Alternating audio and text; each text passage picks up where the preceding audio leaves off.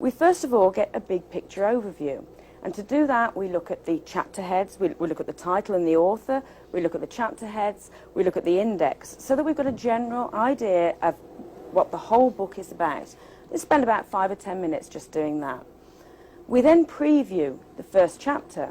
We spend about 3 minutes really going through, reading any subheadings and looking to see what information is in there. And basically at this point, you stop after the first chapter and you say, have I found anything of use?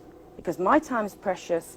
You know, if I haven't found anything in an overview and a preview, then am I going to find anything in the other 9 chapters? So you actually make a conscious decision there of whether the book is useful to you, and it's going to add to your knowledge. You don't have time to waste on things that are only what you already know.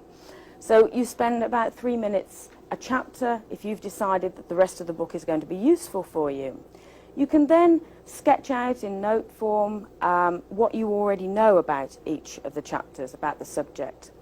That, again, about 3 minutes a chapter, 30 minutes for the book.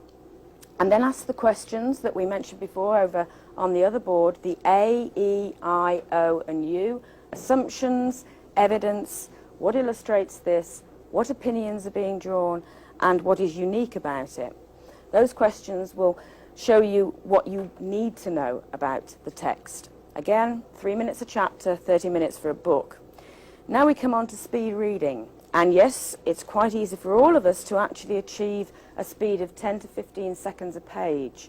And I encourage you to look at speed reading, because basically the way we've all been taught to read is to vocalize in our heads as we read the words. Now that means we stop on each word and we focus.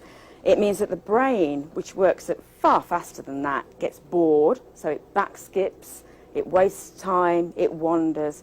If you teach yourself how to speed read, and you can achieve quite easily at least 2,000 words a minute, because your eyes work quite happily at that speed, scanning the pages, you will find the key words that you need to know about are there, and you will focus in on them. It actually stops the brain getting bored, so you're more effectively reading. And you can achieve this 15 to 20 seconds a page and really, get the information that you need without the wasting of time that the vocalization causes in the brain. 15 seconds a page, about 8 minutes for a chapter. That means you've spent about 80 minutes on the book. We then go on to step 6, which is the after view. Now, during your speed reading, there will have been sections that perhaps didn't quite gel as you went through. These are the more difficult ones, and we would recommend that you go back in this after view and actually read that paragraph out loud, because you're actually then hearing it as well as seeing it and saying it. We're adding more senses every time we do this. So difficult paragraphs, spend about 10 minutes a chapter doing this. We then make notes. You're actually turning what you've read, the information, you're converting it now into notes at 10 minutes a chapter, about 100 minutes. And then probably the most important thing when you're learning is a review cycle. What's the point of doing all this if you can't remember what you've actually read or learned?